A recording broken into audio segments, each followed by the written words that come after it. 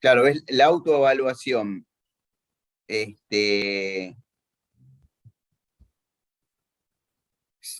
Hasta el 20 del 3. No, ¿por qué figura, viste, 0 de 166 o la banderita roja con 118? ¿Vos sabés? Sí, porque 118 son las entregas realizadas. A medida que voy pasando las notas, se va poniendo en verde. Pero eso, claro, eso depende de vos. Claro, exactamente. A diferencia de, claro, acá veo las preguntas de autoevaluación, claro, que Porque se te va a figurar va, lo mismo en la otra actividad, la que cierra el 27 del 3, pero te van a figurar solamente 7, porque son los que entregaron hasta ahora. En rojo te figuran los que hacen entrega, después te van a figurar en verde los aprobados, vendrían a ser. está bien. O sea que de la autoevaluación entregaron 118. Exacto. Está bien. Y por ahora hay 7 de la otra que vence el... Ahora, está bien. Sí, 118 de 166. Perfecto. Bueno, quería instruirme un poquito. Bueno, a ver, un minutito más, chicos. Dame un segundo, Pablo. Profe, Janina. quiero aprovechar para hacerte una consulta Sí. de algo que me había quedado de una unidad anterior. ¿Las acciones preferidas se consideran para calcular el total de acciones en circulación o no? Esa No consulta me la queda muy claro. habías hecho una consulta por mail, ¿no es cierto? Sí, lo que pasa es que yo pensé que no se envió el mail porque yo terminé de trabajar, mandé el mail y después cuando volví a usar la compu me decía como que el mail no se había enviado. Entonces pensé que ni salió. No, sí, lo recibimos. Ah, ok. Y Ale te lo va a responder porque justamente es sobre un ejercicio puntual que vos estás haciendo. Ah, ok, Porque sí. mandaste los cálculos, los datos, son varios puntos que habías Ok, enviado sobre bueno. ese. No, después de eso me puse a ¿Te leer referís a más. eso, no es cierto? ¿Te referís a ese ejercicio? Sí, ese ejercicio puntualmente. Después, nada, me quedé con la duda porque estuve leyendo más sobre las acciones preferidas y había encontrado como que no eran tomadas, como que no formaban parte del capital. Entonces, no sé, me confundí más, porque yo por ahí no las tengo que tomar, pero quería bien la información. No, depende de para qué. Yo perdón, no estaba recién prestando atención, pero si hablas para tomar decisiones acerca de la maximización del valor de mercado, las que se toman son las acciones comunes, que son las que están en el mercado abierto, las que cotizan, que son en realidad las acciones preferidas son una mezcla entre préstamo e inversión. Entonces, realmente las que vos tenés que maximizar son las acciones ordinarias, que son los últimos que cobran, esos son los verdaderos dueños de la empresa. Ahora, no sé el ejercicio, pero yo no llegué a verlo. Pero en Sí, todo caso después lo veo y te contesto. justo Ale ahí, recién cuando ingresé a la plataforma vi que había enviado un mensaje, Janina, pero era un ejercicio puntual, por eso, con todos los cálculos, y en función de eso, por eso tenía la duda Sí, en particular. yo vi que entró, que tenía un mensaje, pero no lo llegué a leer todavía. No, por ahí después me lo contesta, profe. O sea, es muy, como dijo Pablo, es muy puntual la duda. Por ahí es del ejercicio mismo. Porque es para calcular, lo que pide ahí es calcular el valor de libros de las acciones. Ah, Y mezcla un poco, o sea, da el dato, por ejemplo, de que se habían emitido cierta cantidad de acciones ordinarias y después como que había invertido una cantidad de plata en acciones preferidas, no decía el dato de cuántas acciones. Entonces mi duda era si en el cálculo total de acciones en circulación se consideran las preferidas o no. está bien. Bueno, ahora lo miramos y no, porque no quiero perder más tiempo para arrancar. No, está bien, sí, sí.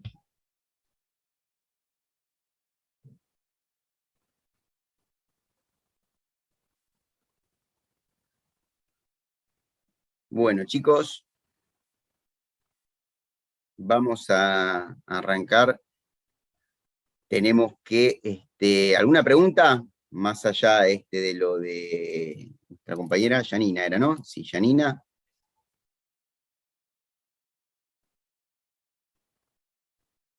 Bueno, bueno, entonces vamos a arrancar con capital de trabajo, que es lo que tenemos que ver hoy.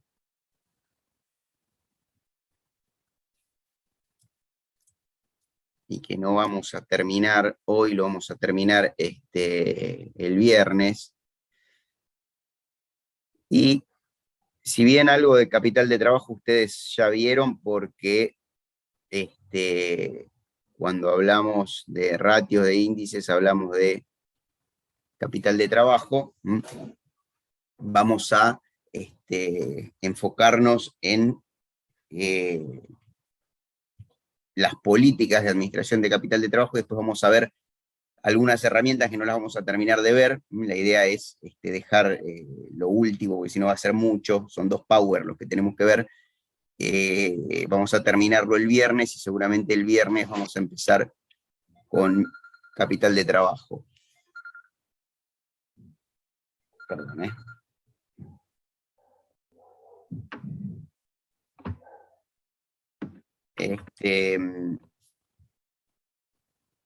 Así que, denme un segundo. Pablo, convertir en coanfitrión, ahí está. Listo. Bueno, entonces vamos a empezar, chicos. También, de capital de trabajo, por ahí me voy a detener en algunas cuestiones que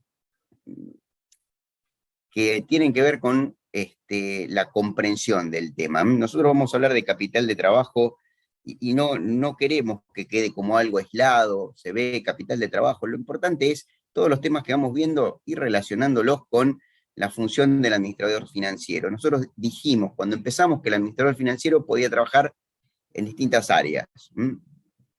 Los mercados de capitales, inversiones financieras, eso era fuera de las empresas, como nexo entre aquellos que tienen fondos para invertir y entre las empresas que tienen necesidades de fondos, ¿no? Para poder llevar adelante su proyecto. Pero que nosotros nos íbamos a centrar en el área de finanzas corporativas y administración financiera, donde el administrador financiero trabaja con fondos, lo que llamamos fondos propios, trabaja dentro de una empresa y tomando decisiones estratégicas y de corto plazo. Entonces dijimos que había decisiones estratégicas de largo plazo que tenían que ver con la inversión, el financiamiento, las políticas de dividendos, esas inversiones estratégicas de largo plazo, esos proyectos, inversiones fijas, y las decisiones de corto plazo que tenían que ver con la administración del capital de trabajo. ¿Qué pasa? Hicimos una aclaración también que íbamos a hablar de las políticas. Si hablamos de políticas, hacemos referencia al largo plazo. Entonces, ¿qué pasa? Dijimos que el administrador financiero toma decisiones políticas acerca del capital de trabajo. Y hoy vamos a ver, esas decisiones son elegir una política entre 2 extremos, una política agresiva o una política conservadora, un extremo, el otro, o un intermedio. Pero ¿qué pasa? En el día a día también tiene que trabajar para mantener, y eso es la administración financiera, ¿no? Trabajar para mantener y lograr que se cumpla esa política de administración de capital de trabajo. Entonces, lo que vamos a ver hoy son las distintas políticas y algunas herramientas que nos van a ayudar a decidir cuál es la mejor política.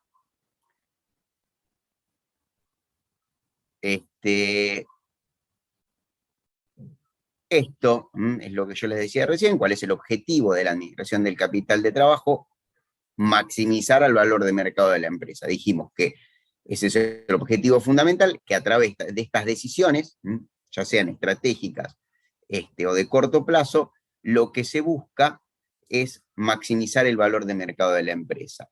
Lo que tiene que buscar es una correcta combinación, cuando se trata de la administración del capital de trabajo, una correcta combinación de los rubros que componen el capital de trabajo y determinar el nivel óptimo de cada uno de ellos. Además de financiarlos de la mejor manera posible, de manera tal de minimizar el riesgo, reducir los costos y, evidentemente, si reducimos los costos, maximizar las ganancias. Esto ustedes ya lo saben, que desde el punto de vista contable podemos hablar de capital de trabajo bruto y neto. De esto hablamos cuando hablamos de ratios.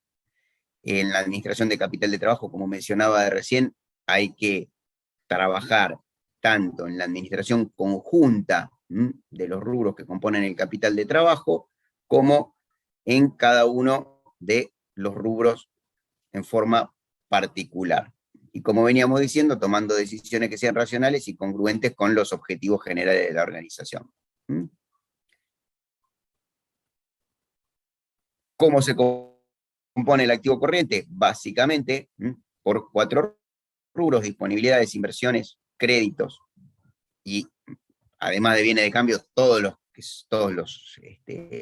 inventarios de inclusive materiales, materias primas. ¿Para qué características tiene? Más allá de los rubros, que evidentemente esto ya también lo hablamos, tenemos dentro de lo que son los rubros que componen ese activo corriente, que sabemos que son todos líquidos, tenemos algunos más líquidos y otros menos líquidos. ¿Qué características tienen esos rubros? Que se realizan por convención. Está definido que llamamos activos corrientes a aquellos rubros que se pueden realizar a un valor lógico, ¿no?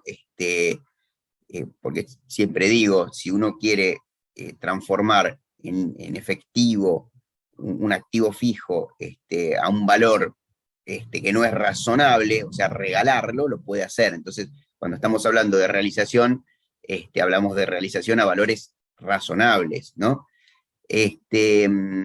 Bueno, obviamente representan la parte más operativa del negocio y, como dijimos, tienen distintos grados de liquidez. ¿Qué pasa con los bienes de uso o los activos fijos? Bueno, obviamente son de difícil realización y requieren mayor esfuerzo y mayor tiempo para transformarse en efectivo.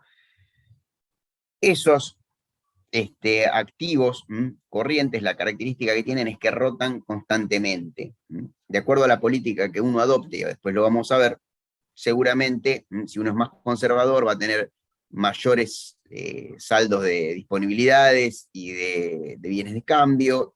Cuanto más crédito otorgue, voy a tener más saldo de cuentas a cobrar. Entonces siempre va a haber un piso mínimo de disponibilidades, de bienes de cambio o de créditos.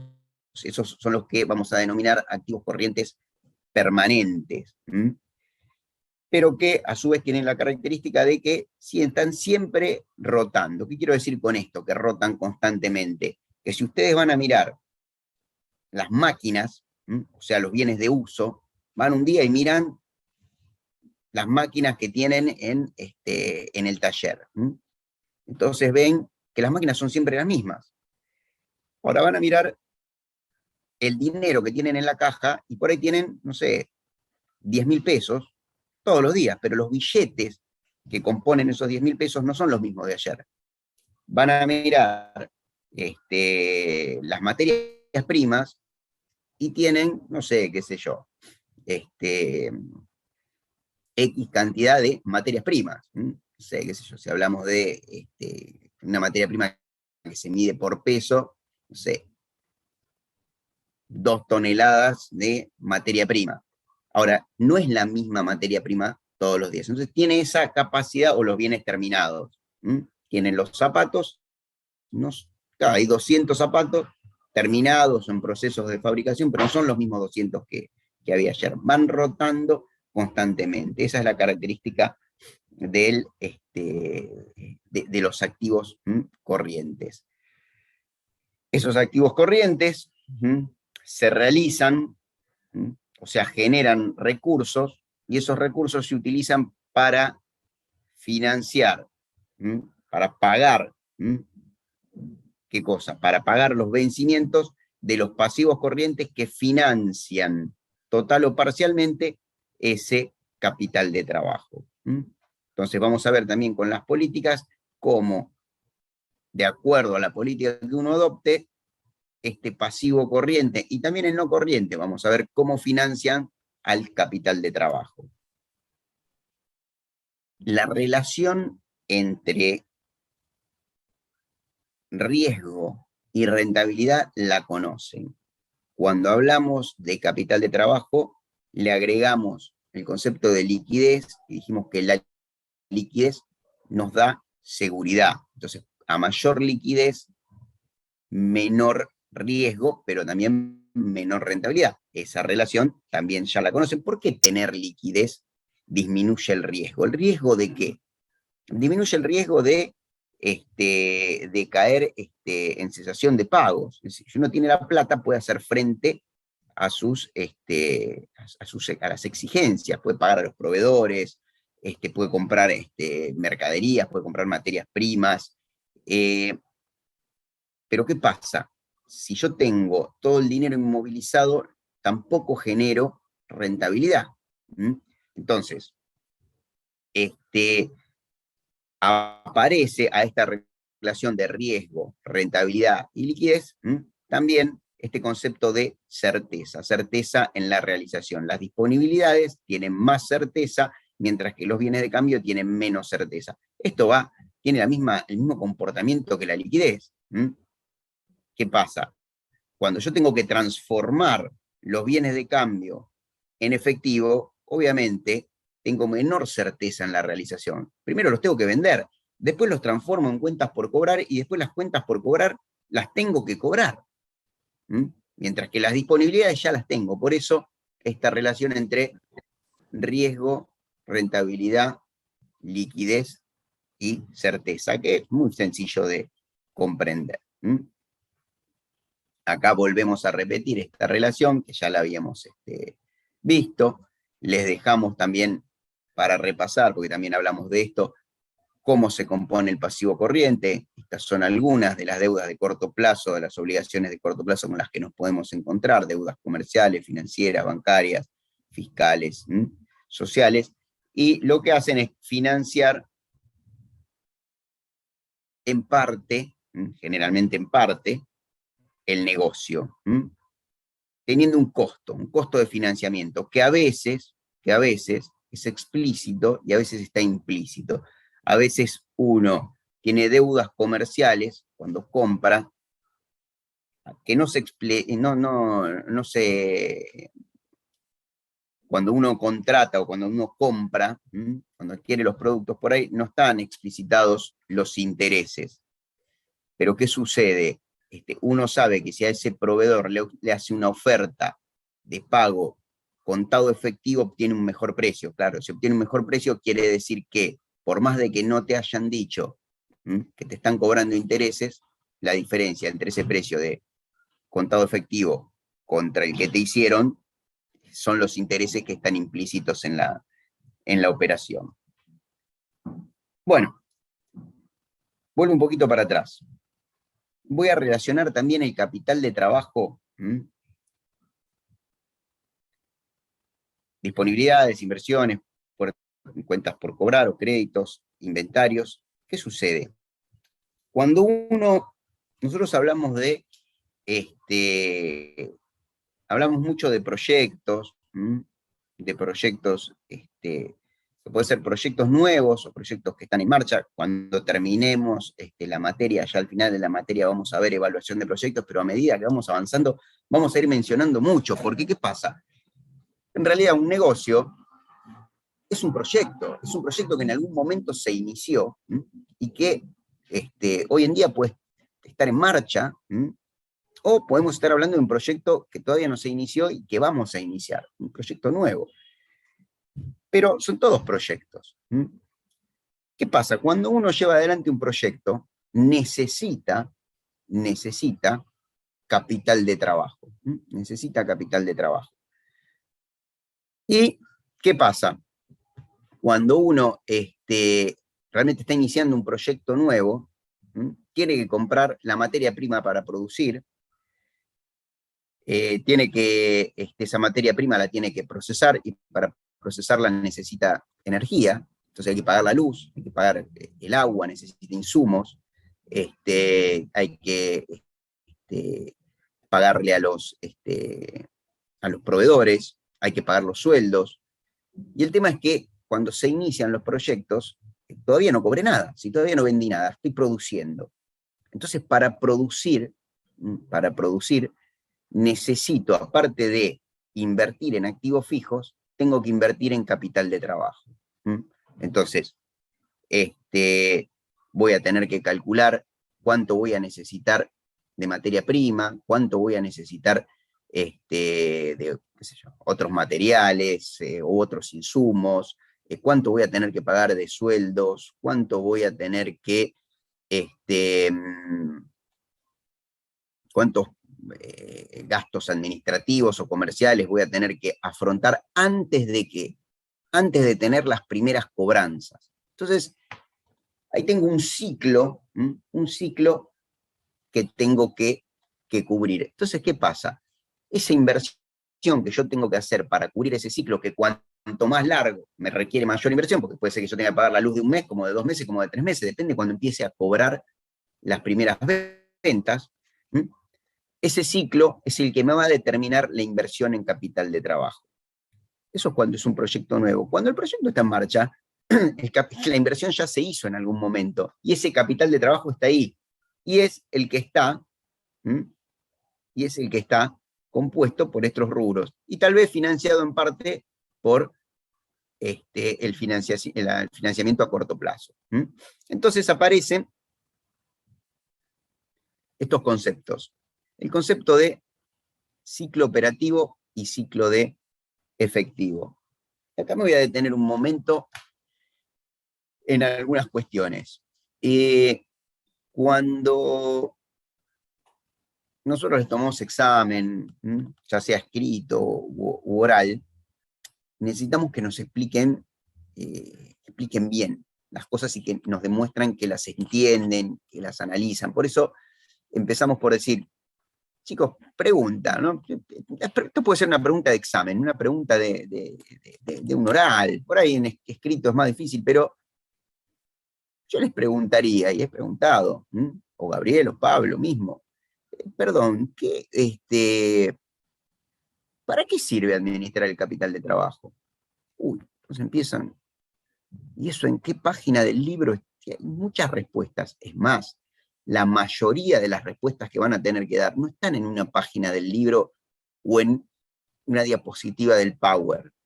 No, porque justamente lo que buscamos es que ustedes entiendan la relación entre los temas. Le podemos decir, ¿y qué? Contame, a ver, ¿qué efecto tendría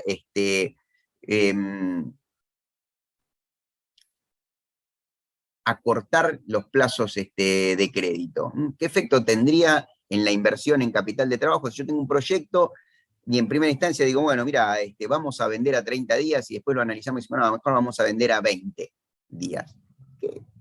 ¿Cómo impacta eso en el capital de trabajo que tengo que invertir en un proyecto? Hay que razonar nada más, es muy sencillo.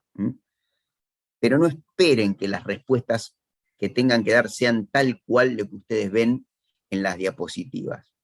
Por eso les decimos, pregunten. Por eso cada vez que empezamos una clase les preguntamos si tienen alguna duda, si queda alguna duda sobre algún tema anterior. Pregunten. No se queden con la duda. Bueno, ciclo operativo y ciclo efectivo, me detuve acá y me acordé porque este es un tema que nos damos cuenta que es muy sencillo. Y se vuelven locos con esto. Pero ¿por qué no lo entienden? Porque lo quieren estudiar de memoria. Entonces, ¿qué pasa? ¿Qué es esto del ciclo operativo y del ciclo de efectivo? Como dice acá, la financiación que se consigue de los proveedores y la disminución del periodo de inventarios permite reducir la inmovilización de capital. ¿Esto hay que saberlo de memoria? No. Hay que razonarlo. Fíjense, ¿Qué es el ciclo operativo? El ciclo operativo es, ¿cuándo comienza la actividad? Cuando yo le compro un proveedor. Cuando yo compro un proveedor, ahí comienza mi actividad. ¿Y cuándo se termina ese ciclo? Y cuando termino, cuando cobro. Cuando cobro lo que vendí. O sea, en ese ciclo, ¿qué hago? Compro, produzco, vendo y cobro. O sea, todo eso, lo que está acá en amarillo, es el ciclo operativo. Y esto es tiempo, es una línea de tiempo. ¿Qué es el ciclo de efectivo? Es el periodo entre el pago de las compras de inventarios o de materia prima o lo que sea, y el cobro de las ventas. ¿Qué pasa? Yo puedo tener distintos inventarios, algunos los pago acá, otros los pago por acá, otros los pagaré por acá. Yo puedo separar cada uno de los inventarios y hacer este análisis. Pero fíjense lo siguiente, chicos, el ciclo efectivo es el que va desde el pago de los inventarios hasta la cobranza. Y en realidad, lo que decimos es, como dijimos acá, que la financiación que se consigue de los proveedores, fíjense, yo compro acá y pago los inventarios acá, esta financiación del proveedor se la resto al ciclo operativo y obtengo el ciclo de efectivo. O sea, que desde que yo comienzo el ciclo hasta acá no tengo que pagar nada. Entonces, esto me reduce, la financiación del proveedor me reduce el ciclo de efectivo. Este ciclo de efectivo es el que yo tengo que cubrir durante este plazo, no tengo plata. Porque tengo que pagar y todavía no cubrí. Este ciclo lo tengo que cubrir yo con mi inversión. Y, como dice acá, la disminución del periodo de inventarios también permite reducir la inmovilización. ¿Qué pasa? Si yo tengo la mercadería mucho tiempo en inventarios, fíjense que si esto se desplazara hacia acá, la cobranza, o sea, desde el momento en que yo vendo, si vendo a 30 días, si yo vendo acá y 30 días es esta distancia, si yo en vez de vender acá, vendo acá, la cobranza la tendría por acá, y el ciclo de efectivo se me hace cada vez más largo. Entonces, la financiación de proveedores, el periodo de inventarios, y si bien acá no está aclarado, pero la reducción del periodo de créditos por ventas me disminuye el ciclo de efectivo. Y aparte es muy sencillo, chicos. Si yo tengo, si a mí el proveedor no me financia y le tengo que pagar en efectivo, yo hoy, cuando invierto, tengo que poner la plata para comprar la materia prima. Supongamos que me financian, digo, bueno, por lo menos hoy no la tengo que poner. Supongamos que tengo las mercaderías, las tengo mucho tiempo en inventarios, no me generan ventas. Y desde el momento en que las vendo hasta que cobro, pasa más tiempo que si yo las tuve poco tiempo en inventario y las vendo enseguida. Entonces, ¿qué pasa?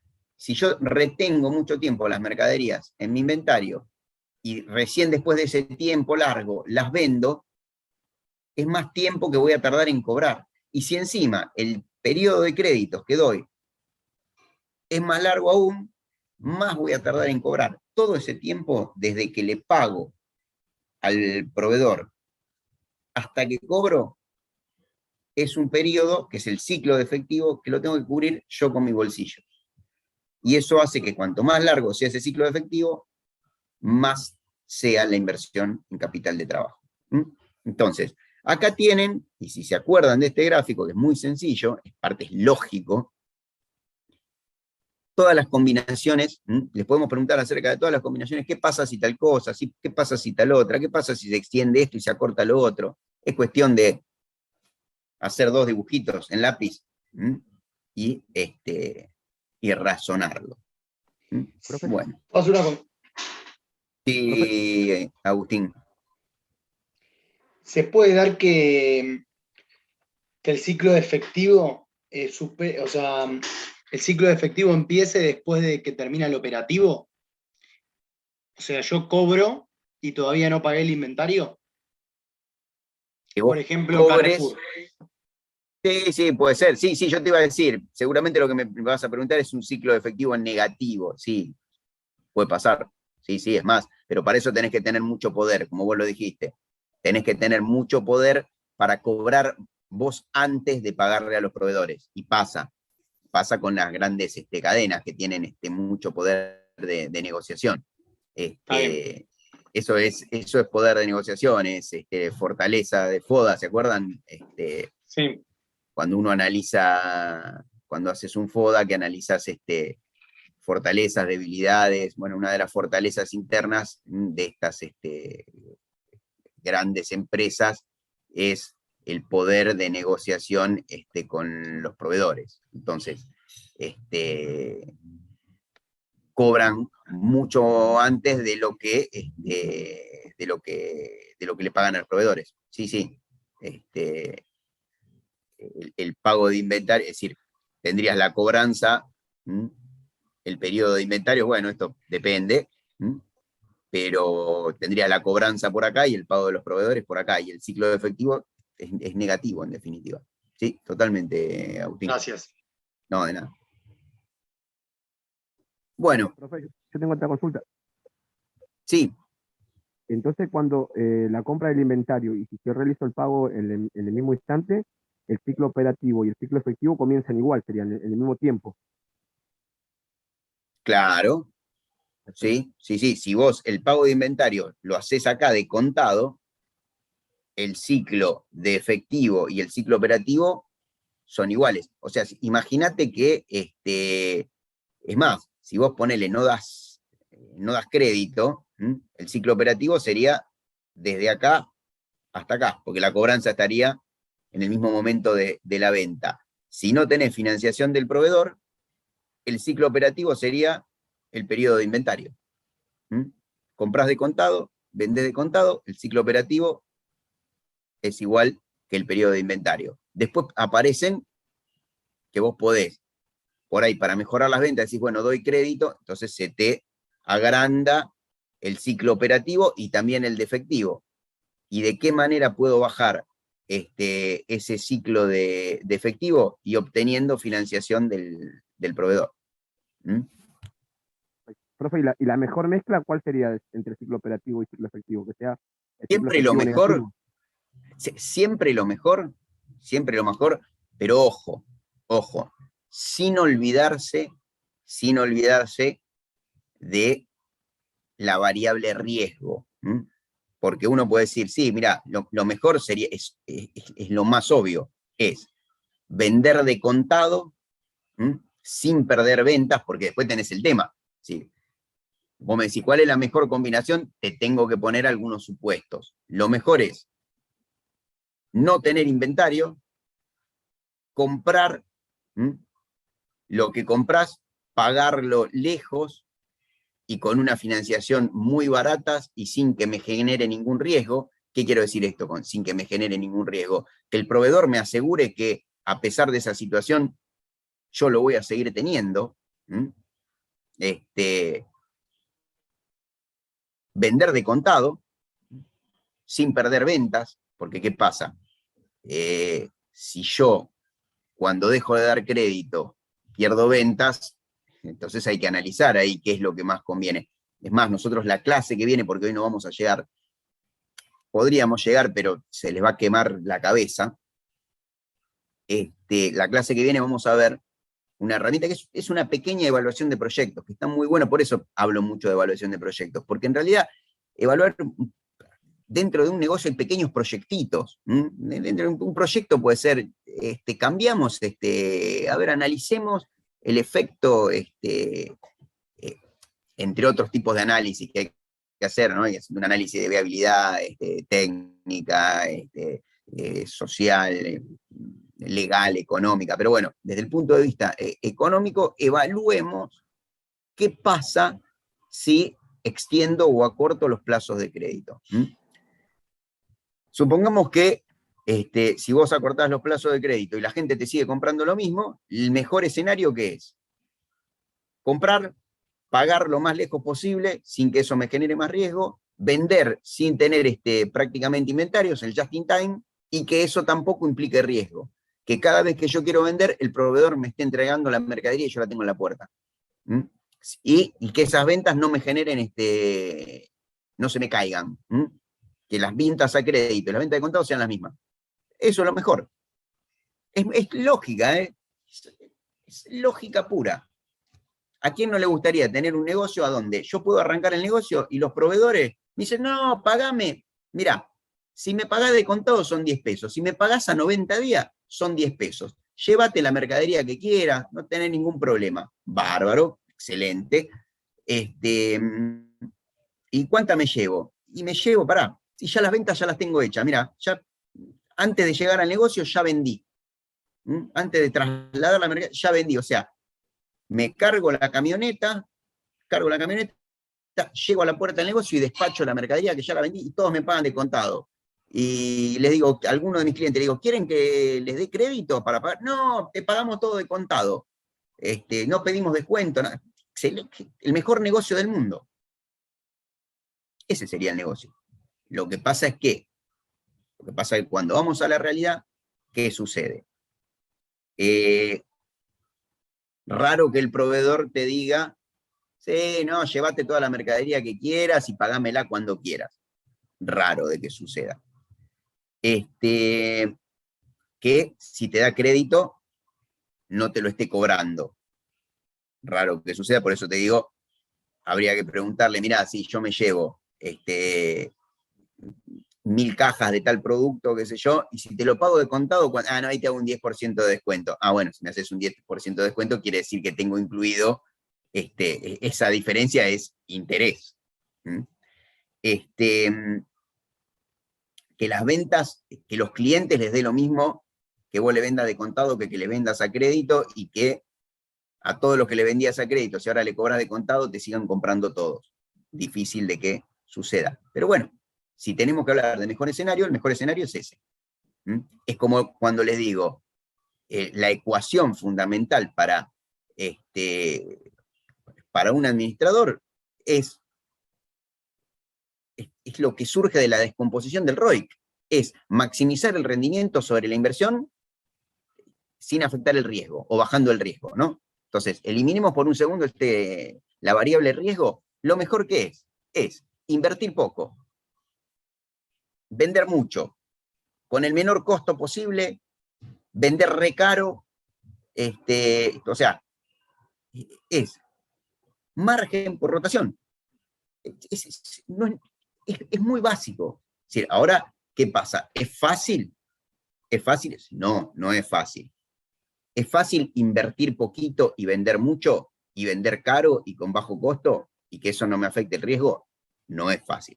Por eso es que analizamos un montón de herramientas que nos permiten ver cómo hacemos porque es muy fácil poner un negocio. Con guita cualquiera pone un negocio, pero estás despilfarrando. No, y ponemos esto y compramos lo otro.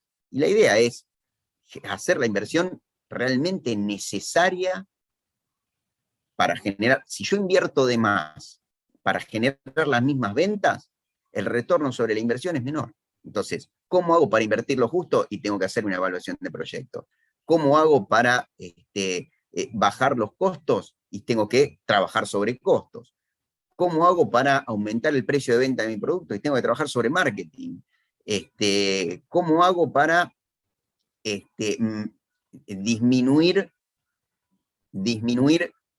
la inmovilización de dinero, que es inversión que me genera costo, que hoy lo vamos a ver, que me genera costos de inmovilización, y tengo que hacer una adecuada administración de capital de trabajo? ¿Y cómo lo administro? Y con las herramientas que vamos a ver hoy.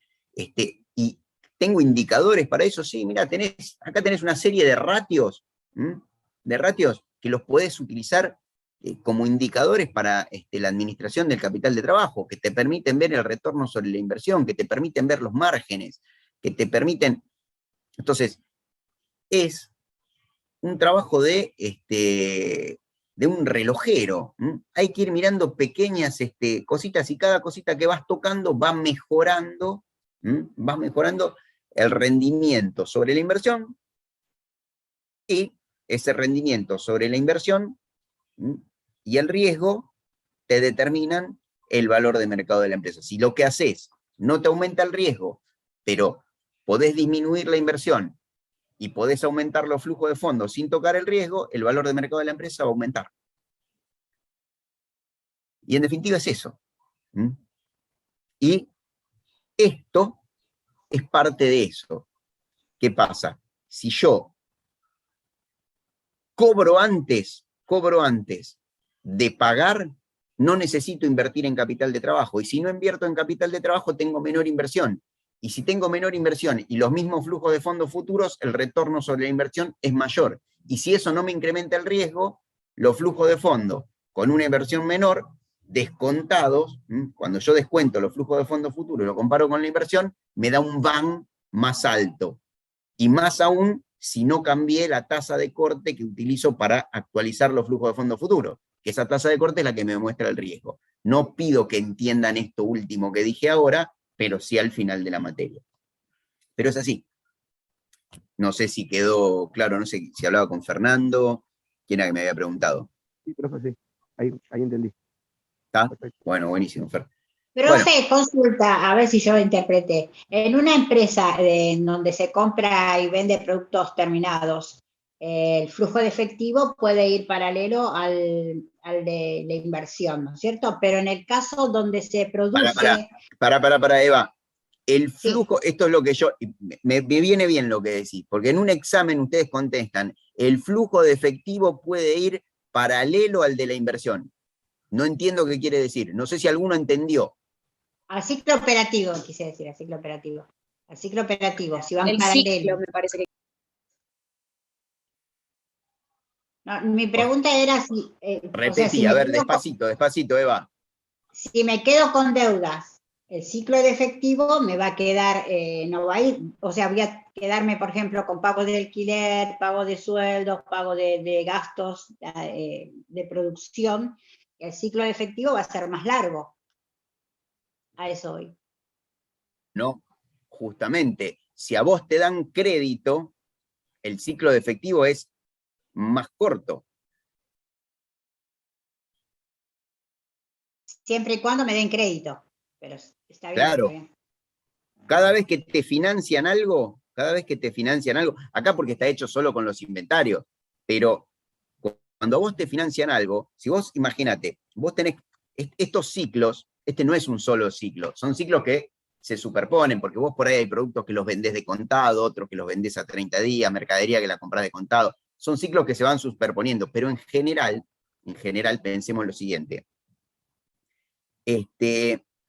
Si vos tenés que pagar, los gastos de tu negocio son pagar la materia prima, voy a poner tres cosas, pagar la materia prima, pagar el alquiler y pagar los sueldos, ¿no? Materia prima, alquiler y sueldos. Y en realidad tus ventas, y algunas las cobras de contado, otras las cobras a 15 días y las otras las cobras a 30 días. ¿Qué pasa? Si vos el alquiler lo tenés que pagar el primer día del mes, aunque los sueldos y la materia prima te lo financien, el alquiler lo tenés que pagar, el alquiler sean 100 pesos. La materia prima y los sueldos los pagás, no sé, a 30 días. Pero el alquiler te dice, no, primer día del mes me lo tenés que pagar. Y el alquiler te sale 100 pesos, tenés que poner 100 pesos de capital de trabajo para arrancar, porque si no, no podés usar el depósito. Lo tenés que poner. Perfecto. Después, ¿qué pasa? Puede ser que, vamos a los 15 días, tengas que pagar, ¿qué había dicho? Sueldos, materia prima y alquiler, ¿no? Ponele que a los 15 días tenés que pagar jornales, sueldos y jornales. Pero, ya cobraste algunas ventas. Y los jornales que tenés que pagar son 200 pesos, pero cobraste 50 pesos de algunas ventas. ¿Cuánto tenés que poner de tu bolsillo? 150 pesos. ¿Mm? Entonces, más los 100 pesos que tenías que poner del alquiler al principio, ya tenemos 250 pesos de capital de trabajo. Y así funciona. Entonces, y por ahí, cuando llega fin de mes, que tenés que pagar lo otro que eran los proveedores, que tenés que pagar los proveedores, por ahí cobraste 300 pesos de las ventas, y entonces vos decís, bueno, me quedan, si cobré 300 pesos y los proveedores son 450, tengo que poner 150 más. Entonces íbamos 250 más 150 son 400 pesos de capital de trabajo. Y recién en el segundo mes ya las ventas, las cobranzas, te alcanzan para cubrir todos los gastos. Pero tuviste que, lamentablemente, en el primer mes tuviste que poner 400 pesos de tu bolsillo para poder afrontar a los pagos, porque las ventas que todavía no cobraste no te alcanzaban. O las ventas que cobraste no te alcanzaban. No sé si se entiende, Eva. Sí, Cada sí, vez que sí, te sí. financian, obviamente, la plata que vos tenés que poner es menos. Porque si te dan plazo, decís, bueno, qué sé yo, por ahora no tengo que poner plata, y por ahí en ese lapso que me están financiando ya empiezo a cobrar algo. ¿No? Si ya empezás a cobrar algo, bueno, tengo que poner menos de mi bolsillo, porque ya uso la plata de las cobranzas. Por eso que la financiación disminuye el ciclo de efectivo. Piénsenlo, vayan a casa, analícenlo, porque es lógica nada más. Cualquier cosa, si no me consultás, Eva. Profesor, ¿y lo tengo que hacer cuando inicio el proyecto o cada tanto lo tengo que ir viendo como para si tengo No, nuevos proveedores? esto es un proceso continuo. Pero lo que pasa es que vos lo que vas mirando son los indicadores, vas mirando la rotación de inventarios, la rotación de créditos, la rotación de... Para eso tenés los indicadores, tenés los índices. Por eso yo les podría preguntar en un examen, ¿qué relación encontrás entre los ratios de rotación de los créditos por ventas y el ciclo de efectivo del dinero? Podría ser una pregunta. Y vos decís, y sí, mirá, la verdad que el periodo de créditos por ventas, en definitiva, que yo sé que lo que tengo que tratar de hacer es acortarlo, así tengo que financiar menos, lo puedo medir con un índice de rotación de créditos. Entonces, claro que lo vas mirando constantemente. En definitiva, este es un concepto para entender por qué tengo dinero inmovilizado y cómo puedo hacer para tener... Acá, en definitiva, lo que estamos diciendo es que la financiación, el pasivo corriente, te financia al activo corriente. Cuanto el capital de trabajo neto es cada vez más chiquito, es menor lo que tengo que invertir en capital de trabajo. Pero sí, lo vas mirando constantemente. La idea es esa, es controlar. Si vos el periodo de inventario que estaba en 30 días y te empieza a subir a 30, 40, 50 y lo vas mirando con un ratio, lo que sabés es que si miraras este gráfico, lo que estaría pasando es que esto se te va corriendo para este lado. Y si esto se te corre para este lado, esto se te corre para este lado. Y esto, verde, se te viene para acá. Entonces, con el solo hecho de mirar un indicador que es el de periodo de inventario y que ves que va subiendo, esto, que es una imagen mental que tenés y decís, sí, mirá, la verdad que si se me agranda el periodo de inventario, obviamente tengo más tiempo la mercadería parada y desde que la vendo hasta que la cobro, tarda más tiempo. Y obviamente eso lo tengo que financiar. Lo que quiero que piensen, chicos, es que esto, como yo les digo, no es que vos vas a una empresa, ay, vengo a aplicar el ciclo operativo. No es un concepto para entender. Porque después vas a la realidad y decís, ¿pero de qué inventario me habló? Porque acá compra de inventario, y yo tengo 200 millones de inventario. Tengo tuerca, tengo tornillo, tengo pegamento, tengo varilla del 8, varilla ¿de cuál proveedor me habla? No, en realidad no es que lo aplicás. lo aplicás en general. Es un concepto que vos tenés. Si, bueno, si yo, el que me vende tornillito, le puedo estirar el periodo de financiación, sé que me afecta al ciclo efectivo. Buenísimo, me afecta positivamente. No sé si se entiende, chicos, no es que te vas a poner a hacer el dibujito de cada uno de los inventarios. Es simplemente un concepto para entender. Ahora, eso sí, la rotación de créditos, esos indicadores, constantemente, todos los meses lo haces. Rotación de créditos, rotación de las cuentas por pagar, rotación de inventario.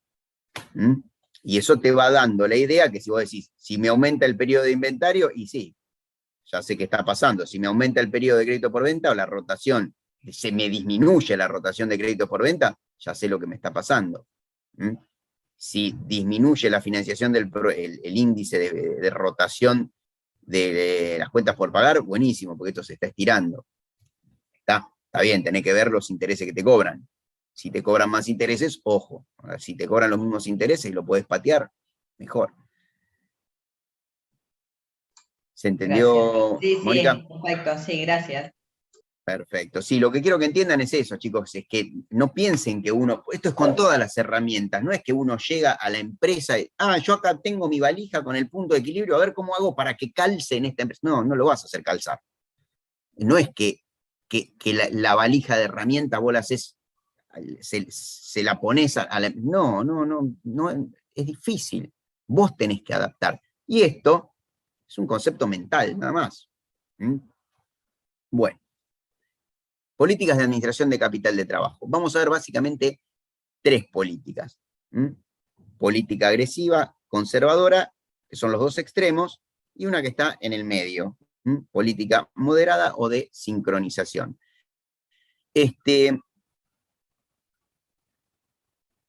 Acá también me detengo y voy a hacer algunas aclaraciones por ejemplo, yo recién utilicé como pasa, ustedes en un examen nos dicen, no, pero yo quise decir tal cosa, nosotros lo lamentamos, pero tienen que tratar de expresarse con claridad, porque ¿qué pasa? Después empiezan, ustedes como profesionales tienen que trabajar, tienen que interactuar con un cliente, y las cosas tienen que quedar claras, tienen que ser muy claras, entonces es importante cómo se expresan, buscarle la vuelta por un lado, por el otro, pero hay que ser claro. Entonces, nosotros a eso le damos mucha importancia. Ahora les voy a dar algunos ejemplos de cosas que veo habitualmente en los exámenes. Lo que ven acá, bueno, esto ya está aclarado de por qué hablamos de política y lo vemos acá. Y vamos a ver, entonces vamos a pasar directamente a lo que es una política agresiva. Primera cuestión, ¿no? Una política agresiva de administración de capital de trabajo, que ahora vamos a ver. Pero antes de ver en qué consiste, yo le voy a decir qué es lo que busca una política agresiva. Una política agresiva lo que busca es lograr mayor rentabilidad. Eso es lo primero. Cuando uno aplica una política agresiva, lo que busca es lograr mayor rentabilidad. Lo que pasa es que una política agresiva implica mayor riesgo. Y acá me detengo un segundo porque ustedes lo que suelen decir muchos en el examen es una política agresiva da mayor rentabilidad, pero mayor riesgo. Sí, bueno, es aceptable, pero en realidad no es que te asegura mayor rentabilidad. Lo que busca es obtener mayor rentabilidad, pero trae aparejado un mayor riesgo. ¿Cómo busca esto? ¿Cómo busca obtener mayor rentabilidad una política agresiva? Bajando los niveles de estos rubros, disponibilidades e inventarios. ¿Qué pasa? Al bajar los niveles de disponibilidades e inventario, lo que bajo son los costos de mantener inventario y los costos de inmovilización del dinero. Ustedes saben que tener dinero inmovilizado implica dejar de obtener rentabilidad. Si yo invierto ese dinero, obtengo rentabilidad. ¿Y qué rentabilidad? Y no puedo hablar tampoco de cualquier rentabilidad, porque ¿qué pasa? Mi negocio, supongamos que yo la fábrica de zapatos, tiene determinado riesgo. Entonces, los que invirtieron en ese negocio están corriendo determinado riesgo. Y el tema es que, si yo soy el administrador de ese negocio, ustedes son los administradores, mejor, pongamos que son ustedes los administradores, yo soy el dueño, yo puse la plata, invertí dinero, y ustedes me dicen, bueno, vamos a tener tanto dinero inmovilizado en disponibilidades, porque lo necesitamos. Yo voy a decir, bueno, hacelo generar rentabilidad. Yo puse plata en este negocio para que me genere un 20%. Entonces, ¿qué pasa? Si yo tengo mucho dinero, que no es el caso de esta política, pero si ustedes tienen mucho dinero inmovilizado, ¿cuál es el costo de oportunidad de ese dinero? Perdón, porque acá cambié de diapositiva. Es lo que yo dejo de percibir por invertir en otras cosas, pero aclaro, de riesgo similar. De riesgo similar. Porque, ¿qué pasa? El que puso plata en este negocio arriesga tanto. ¿Cuánto? Y si pide un 20% es porque hizo sus cálculos que, según el riesgo que corre en este negocio, lo que compensa ese riesgo es un 20%. Entonces, si ustedes que administran el negocio tienen la plata inmovilizada, esa plata no está generando un 20%. Yo entiendo, con esa plata podrías generar, si haces inversiones más riesgosas, el 50%, pero el costo de oportunidad es el 20%, es lo que dejan de ganar por inversiones de riesgo similar. Entonces, una política agresiva busca tener bajos niveles de disponibilidades de inventarios, porque al tener pocas disponibilidades inmovilizadas, el costo de oportunidad del dinero es menor. Y menores inventarios, ¿por qué? Porque los inventarios, cuanto más grandes, implican más costos. ¿Qué costos? Roturas, obsolescencia, seguridad, seguros, refrigeración, iluminación, alquileres, etcétera, etcétera, etcétera. Limpieza,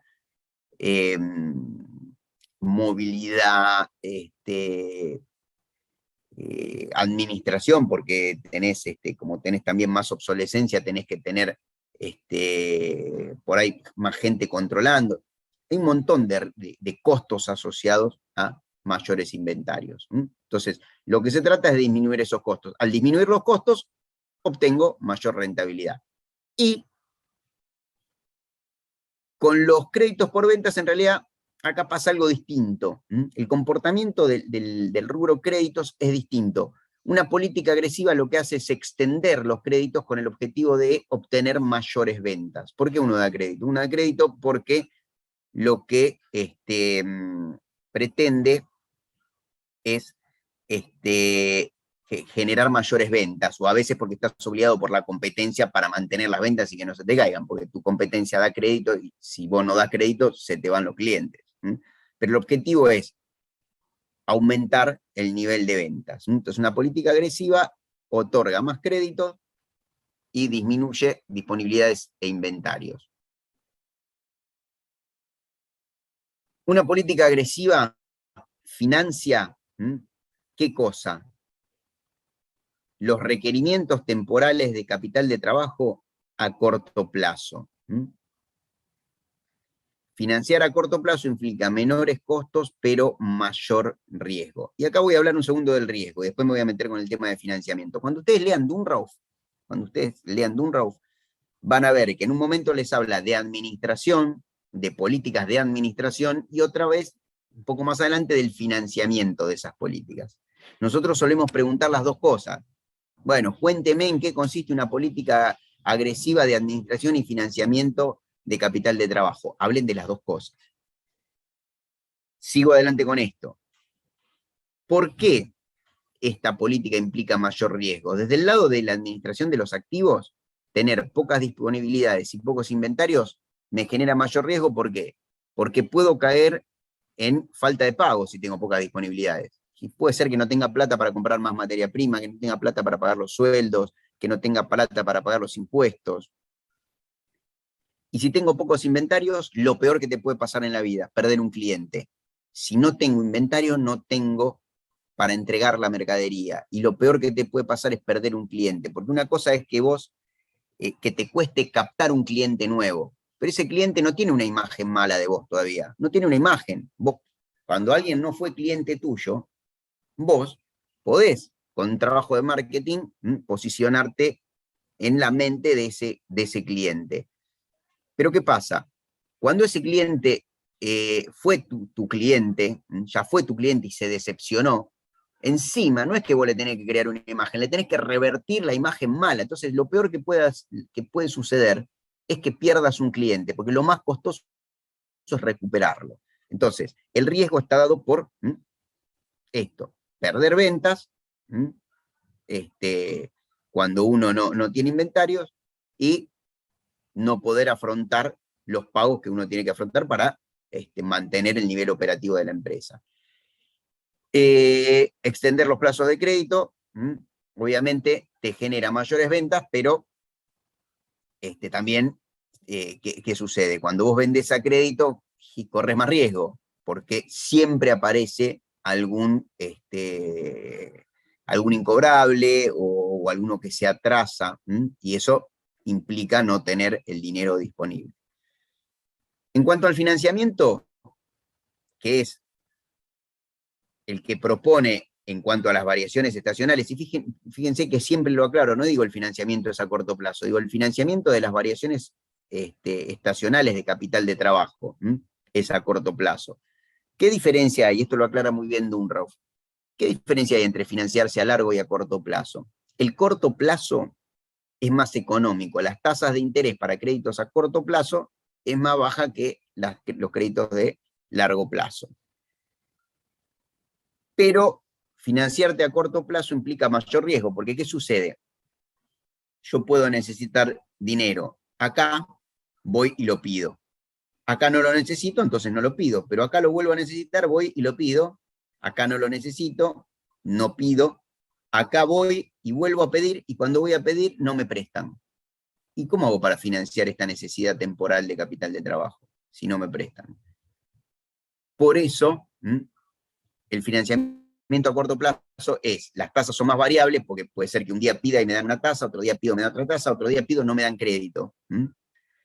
Mientras que si yo me financio a largo plazo, el financiamiento a largo plazo es más caro, pero si yo me financio a largo plazo, me financio por acá arriba y siempre tengo la plata. ¿Pero qué pasa? Siempre tengo la plata, pero tengo por momentos dinero inmovilizado que no lo uso, y ese dinero me sale más caro, entonces me da más seguridad el largo plazo, pero es más costoso. El corto plazo es menos costoso, pero es más riesgoso. Entonces vamos a tratar de entender este gráfico y después vemos este tema de riesgo, rentabilidad y escenarios. Esta política se puede graficar como la ven acá, en el eje de las ordenadas pesos, en el eje de las abscisas tiempo. ¿Y esto qué quiere decir este tiempo? Que las empresas con el tiempo van creciendo. Entonces crecen sus activos fijos, crece ese activo corriente permanente, que ya les expliqué que era, es ese activo corriente que es más chiquito o más grande, dependiendo de si uno es más agresivo o más conservador, pero siempre uno tiene un saldo mínimo de caja, un nivel mínimo de inventario, que a pesar de que sus componentes vayan rotando, el mínimo siempre está ahí, entonces ese mínimo se comporta como un activo fijo, en definitiva. Entonces, esta política lo que propone es financiar el activo fijo y el activo corriente permanente a largo plazo, y las variaciones estacionales de capital de trabajo con corto plazo. ¿Qué pasa? El capital de trabajo puede suceder que a veces una empresa tiene mayor actividad, mayor nivel de actividad, entonces necesita más capital de trabajo, después por ahí en algún momento necesita menos, entonces cuando necesita más pide, cuando necesita menos no pide, y lo financia con financiamiento a corto plazo. Otra vez hago un paréntesis acá. Suelen responder que una política agresiva busca mantener bajos niveles de disponibilidad de inventario, extender los plazos de crédito y financiarse a corto plazo. Entonces yo les digo, mal. ¿Por qué les digo mal? Les muestro el gráfico y les digo, este es un gráfico de una política agresiva y me dicen que sí. ¿Y esto que está acá? Dice largo plazo. ¿Cómo que responden que una política agresiva se financia a corto plazo? Si acá dice largo plazo. No, bueno, financia a corto plazo los requerimientos estacionales de... Entonces explíquenlo cuando responden. No sean muy escuetos y se olvidan la mitad de la respuesta. Se los digo ahora para bien de ustedes. Bueno, esta política obviamente es más riesgosa, permite obtener mayor rentabilidad, por lo menos eso es lo que se busca, y para poder aplicar esta política se necesita estabilidad externa, o sea, en un contexto estable, y ahora vamos a hablar de esto de expansión, quedémonos con esto, estabilidad externa e interna. ¿Por qué? Si vos tenés bajos niveles de inventarios, quiere decir que vos tenés que tener un proveedor que te entregue cuando vos realmente necesitas la mercadería. O sea, no lo puede agarrar un piquete, no puede haber paro y no consigue combustible, no puede estar inundadas las rutas de acceso, no puede tener un problema de insumos o de que le hacen huelga a sus empleados. O sea, tiene que haber un contexto de mucha estabilidad, a donde te permite tener los insumos en el momento que los requerís. También necesitas estabilidad interna. ¿Por qué? Porque vos tenés que tener seguridad de que vas a tener la gente, los insumos, la energía, las disponibilidades. Entonces, ¿qué pasa? También necesitas estabilidad interna, que la gente no te venga a trabajar, que no tengas que rotar constantemente personal, entonces se te atrasa la producción porque tenés que capacitar constantemente personal, no puedes cumplir con las entregas. Necesitas esa estabilidad externa e interna. Con las disponibilidades también, vos necesitas, si tenés bajos niveles de disponibilidades,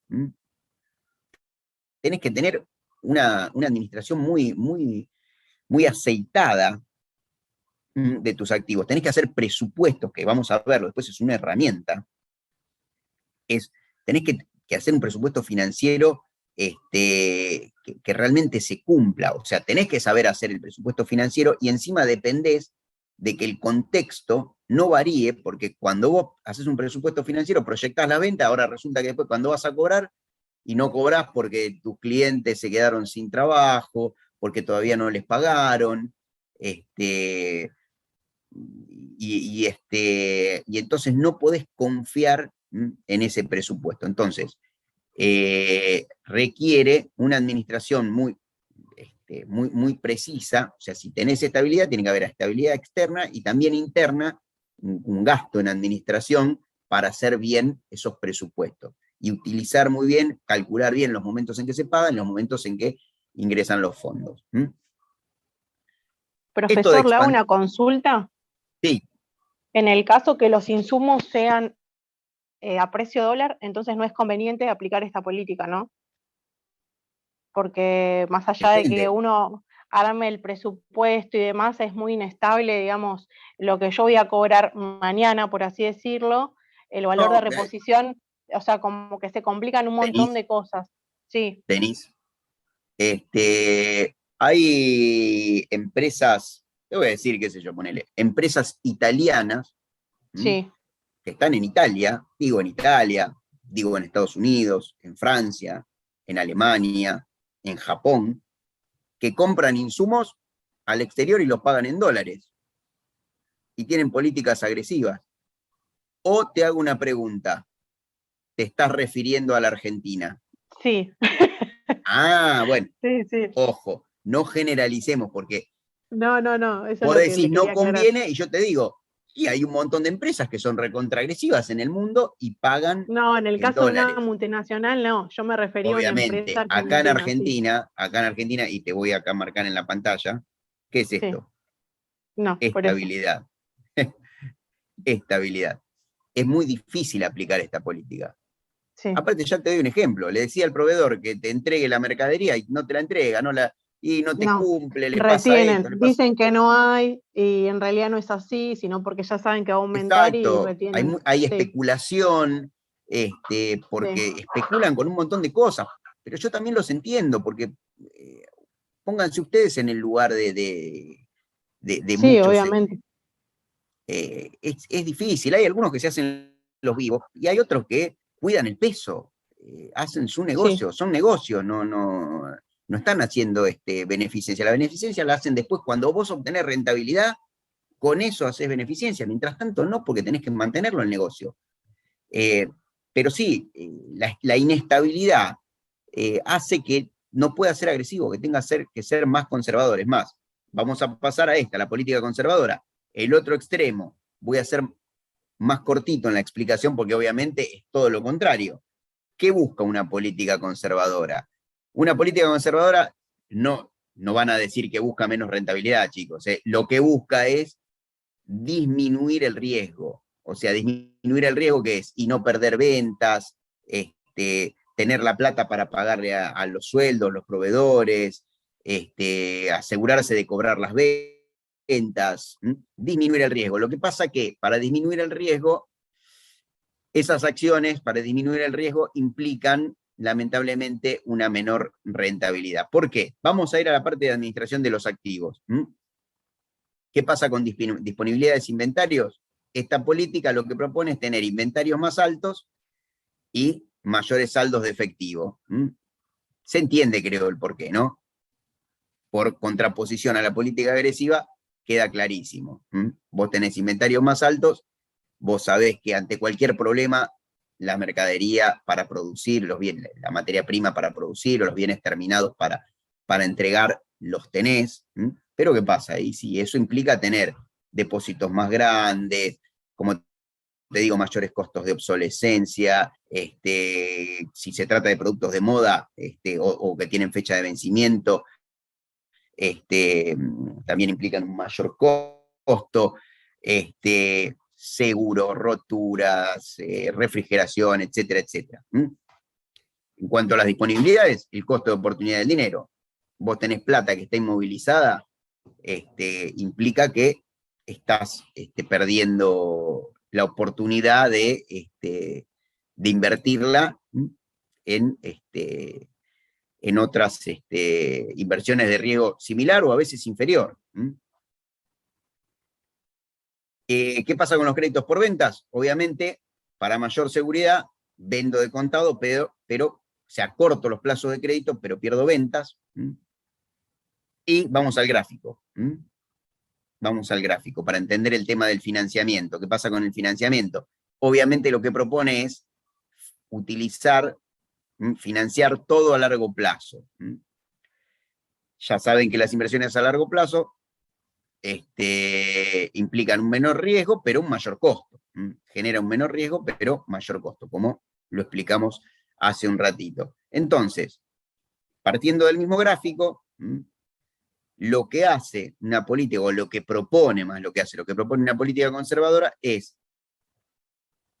pedir fondos a largo plazo, financiarse a largo plazo, por encima de los requerimientos estacionales de capital de trabajo. Entonces, ¿qué va a pasar?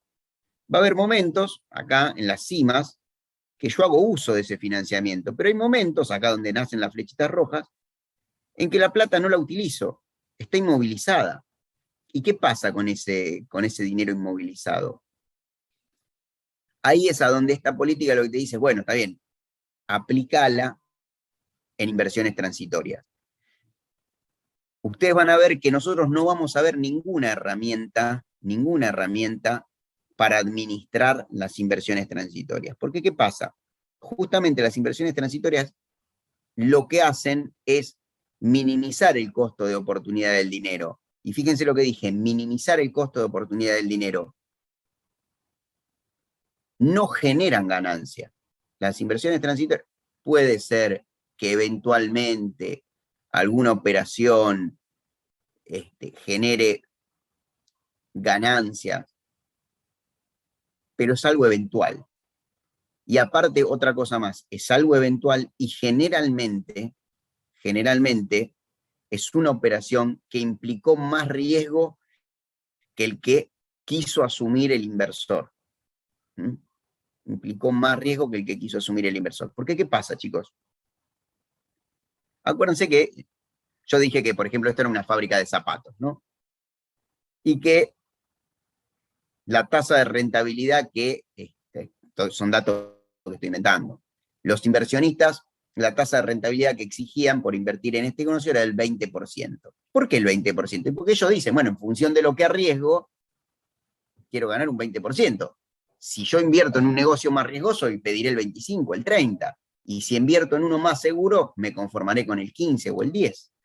Pero para este tipo de negocios, yo exijo el 20. Y aparte, ¿por qué exigen el 20? Porque el mercado también ya estudió qué es lo que normalmente ese tipo de negocios están teniendo de rendimiento.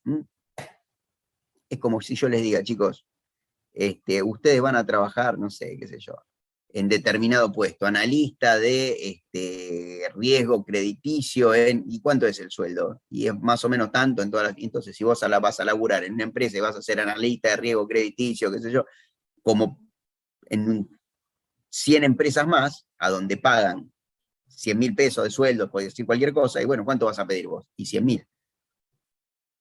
Si laburás por menos es porque pretendés ganar menos por el mismo esfuerzo, y el mercado generalmente no quiere eso. Si en otro lado pagan 100, a este le voy a exigir 100. Bueno, y acá pasa lo mismo. Entonces, ¿qué pasa?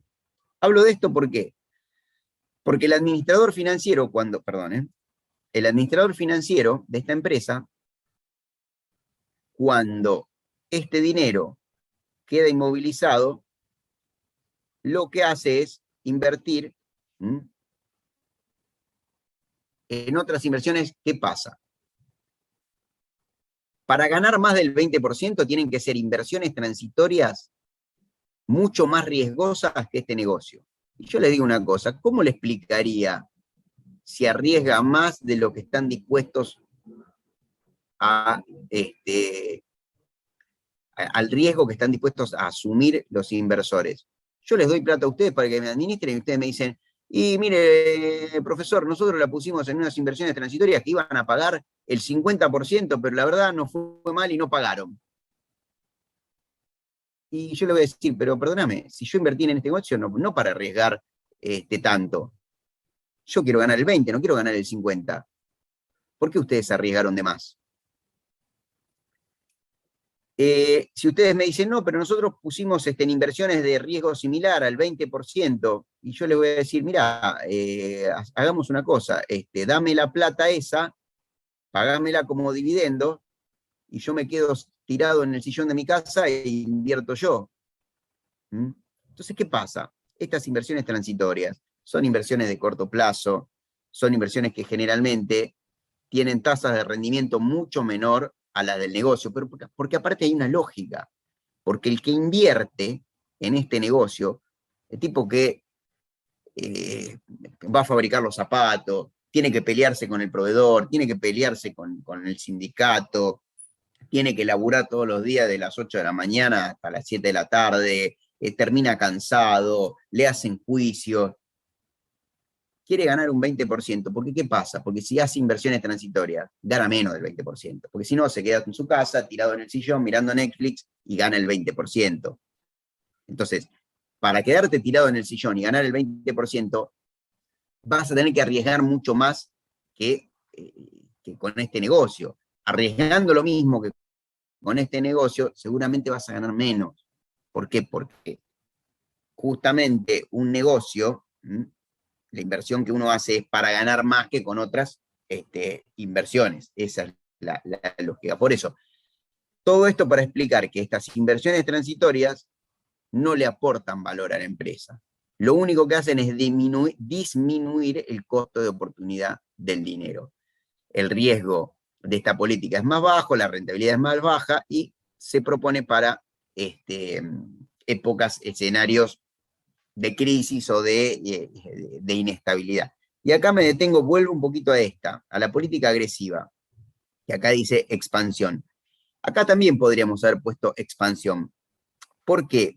Porque en realidad, cuando uno está en una etapa de crecimiento, la empresa está en una etapa de crecimiento, hay que ver si ese crecimiento se está dando en un contexto inestable o en un contexto estable. Si el contexto es estable, y vos estás en crecimiento, podés ser agresivo, pero en lo que es administración de inventario es un poco más conservador, porque ¿qué pasa? Como estás en crecimiento, estás vendiendo cada vez más, entonces no te quedes sin inventario. Ponete un colchón más grande de inventario, con el manejo de inventario, sé un poquito más conservador, porque lo peor que te puede pasar es, como dije antes, es perder un cliente porque no le puedes entregar la mercadería. Entonces, ¿qué pasa? Los costos que implica tener mayores inventarios van a estar absolutamente compensados con la mayor rentabilidad que obtenés con las mayores ventas. Si el contexto fuese inestable, y bueno, y sí, ahí sos conservador para todo, ¿sí? Bueno, la política moderada, ¿qué les voy a decir, chicos? Está en el medio. Una política moderada puede estar más cerca de, ¿qué es lo que generalmente pasa? O te acercás más a un extremo o te acercás más al otro. ¿Y eso de qué depende? Y depende mucho podemos hablar de dos cosas, del contexto, ambiente externo e interno. El contexto te tiene que generar las condiciones, tiene que tener las condiciones para que vos puedas ser agresivo. Si no, vas a tener que ser un poco más conservador. Y también depende de la situación interna de la empresa, si está en crecimiento, si es una empresa nueva y todavía está un poco convulsionada, o si ya aprendió y permite ser un poco más agresiva. Entonces, dependiendo de esos factores, uno va a ser un poco más agresivo o un poco más conservador. ¿Qué pasa? Lo que propone es, obviamente, niveles medios de todo, y el financiamiento a largo plazo, ¿hasta dónde? Y hasta parte de los requerimientos estacionales. Entonces, ¿qué pasa? Acá vamos a combinar pedir financiamiento de corto plazo, pero por menores montos, y hacer menores, ¿no?, inversiones transitorias en los casos en que tenga dinero inmovilizado, que va a ser menor la cantidad de dinero inmovilizado que en una política totalmente conservadora. Obviamente los escenarios, creo que por lo que expliqué ya quedaron en claro, y fíjense, tenemos situación de crisis, buscamos mayor liquidez, perdemos rentabilidad, o sea, mayor seguridad. En una fase de estabilidad, menor liquidez y mayor rentabilidad, política agresiva, y en una fase expansiva, una empresa que está en crecimiento, podemos ser agresivos, pero en los inventarios conviene ser un poquito más conservadores, y de esa manera obtenemos mayor rentabilidad. En épocas de crisis se suelen tomar algunas medidas defensivas, mayor liquidez, depende cuán crítica sea la crisis, disminuir los stocks. Esto se refiere a si los stocks no los podés vender. Si vos te podés estoquear y podés vender, puede ser que los aumentes, disminuir los inventarios pero de activo fijo, se reducen los plazos de crédito, se cancelan financiamientos con costos más altos y se liquidan activos justamente para deshacerse de las deudas más costosas. Profe, sí. Ahí en lo que sería crisis, se disminuye el stock, hasta se puede comprar más stock y uno tiene la información de que va a aumentar el precio y, como decían recién, especular, ¿no? Depende, claro, depende el tipo de, es decir, si vos obviamente tenés, acá depende mucho del producto, si vos tenés un producto que es perecedero y no te vas a estoquear. Ahora, si vos tenés productos que, dependiendo la crisis, no lo que sea la crisis, pero en nuestra situación, en productos que no son perecederos, y si podés te estoqueás. por eso hice la salvedad, ¿no? Porque acá dice, se disminuye en stock, depende, eso depende. Pero sí, es así, Fernando. Déjeme ver. Bueno, lo que nos queda es, ¿qué hora es? Son las 9:30. Es ahora ver la administración del capital de trabajo rubro por rubro. Vamos a ver caja, inventarios y créditos por ventas.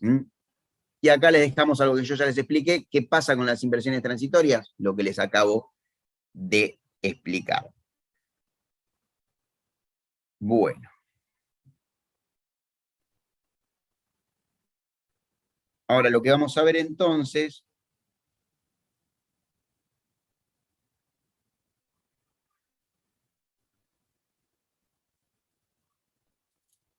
es, me voy a compartir, déjenme ver.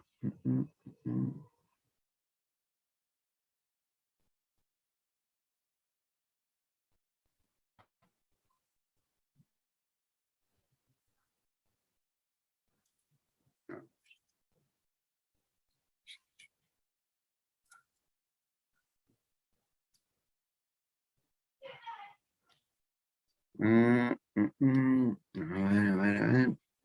Okay. Bueno. Entonces, ¿ahora qué vamos a ver, chicos? Hoy vamos a ver rapidito administración del efectivo y administración de inventarios. Acerca de los niveles óptimos de efectivo y de inventarios más. Cuando vayamos a presupuesto, por ejemplo, en algún momento le vamos a decir, bueno, el saldo mínimo de caja exigido es de tanto, y uno dice, ¿de dónde salió ese saldo mínimo? De este estudio, por ejemplo. Esto lo tienen en Dunroff. Keynes en un momento plantea 3 motivos por los cuales las empresas tienen liquidez. Un motivo es el transaccional u operacional, porque lo necesitas para que la firma opere. Un motivo de precaución y uno de especulación. De precaución creo que queda claro. A mayor incertidumbre uno es un poquito más conservador, entonces tiene mayores saldos de efectivo. Y a veces, justamente para especular, yo dije que hay veces que por ahí aparecen oportunidades o inversiones transitorias, o a veces también descuentos por pronto pago, por pago de contado efectivo. Entonces, a veces por una cuestión de especulación, conviene tener un colchoncito o ser un poquito más conservador. Bueno, lo que vamos a ver, les dije, es cómo determinar el saldo óptimo de caja. ¿Cuál es el saldo óptimo de caja? Para eso vamos a utilizar el modelo de Baumol, que lo que propone es buscar el saldo de caja que me permita afrontar los pagos que voy a tener a lo largo de un periodo, pero que me generen el menor costo de tener dinero inmovilizado. ¿Cuáles son los costos? O sea, las variables que yo voy a tener que tener en cuenta es el volumen de pagos que voy a tener que hacer en determinado periodo. Supongamos un año. Tomemos un año, hablemos de un año, pero puede ser menos, 6 meses, 4 meses. Entonces lo que tengo que ver es cuánto voy a tener que pagar a lo largo del año. Y las otras 2 variables que juegan son el costo de oportunidad, que es el costo de oportunidad del dinero, es muy sencillo, es la tasa de las inversiones transitorias, una tasa promedio de inversiones transitorias, que aplicada al saldo promedio inmovilizado de caja, me va a dar el costo de oportunidad. Ahora vemos cómo calcularlo. El costo transaccional es un costo de naturaleza administrativa, aumenta a medida que disminuye el saldo de caja. ¿Qué pasa? Cuando yo tengo un saldo de caja menor, como yo le dije, tengo que tener un presupuesto financiero mucho más aceitado. ¿Por qué? Porque yo puedo decir, bueno, a ver, durante el año yo presupuesté que voy a tener que pagar 1.000.000 de pesos. Bueno, listo, voy al banco, saco el 1.000.000 de pesos, lo pongo en la caja fuerte y no necesito administrar el efectivo. Porque cada vez que tengo que pagar voy y saco la plata de la caja fuerte. Ahora resulta que tengo 1 millón de pesos inmovilizado durante un año. Es más, mentira, no tengo 1 millón de pesos inmovilizado durante un año. Lo tengo inmovilizado, lo que tengo es la mitad de ese millón inmovilizada, porque el primer día del año tengo 1 millón, pero el último día del año tengo 0. En realidad lo que tengo inmovilizado es el promedio de ese millón de pesos. Pero ¿qué pasa? Si yo, en vez de ir al banco y sacar 1 millón, saco 500.000, voy a hacer 2 operaciones en el año. O sea, saco 500.000, me los consumo, saco 500.000, me los consumo. Pero sigo teniendo un costo de inmovilización alto, un costo de oportunidad alto. Entonces, ¿qué puedo hacer? En vez de sacar 2 veces, hacerlo en 4, 2.500.000, o hacerlo en 10, 1 millón. Pero fíjense que a medida, 100.000 pesos, ¿no? Si yo saco de a 100.000, lo tengo que hacer 10 veces. Cuanto más achico el saldo de caja, más transacciones tengo que hacer. Y esas transacciones son las que me determinan el costo transaccional. Es un costo de naturaleza administrativa. Cuanto más chiquitito es el saldo de caja, el costo de oportunidad del dinero va a ser menor, pero el costo transaccional, ese costo de naturaleza, ya tengo que tener una persona que esté capacitada, que sepa hacer un presupuesto. Es más, ya hasta capaz que necesito un software. O sea, tengo un gasto administrativo mucho mayor. Entonces, ¿cómo se comportan? ¿Cómo se comportan estos costos? Fíjense, vamos a verlo gráficamente. Acá en el eje de las ordenadas tenemos costos. En el eje de las abscisas tenemos saldo de caja. Saldo de caja. El costo de oportunidad, cuando el saldo de caja es 0, claro, si no tengo plata en la caja, no tengo costo de oportunidad. A medida que aumenta el saldo de caja, el costo de oportunidad es cada vez más grande. Pero ¿qué pasa con el costo transaccional? Si yo tengo cajas muy chicas, tengo muchas transacciones. Tengo mucho de ese gasto transaccional.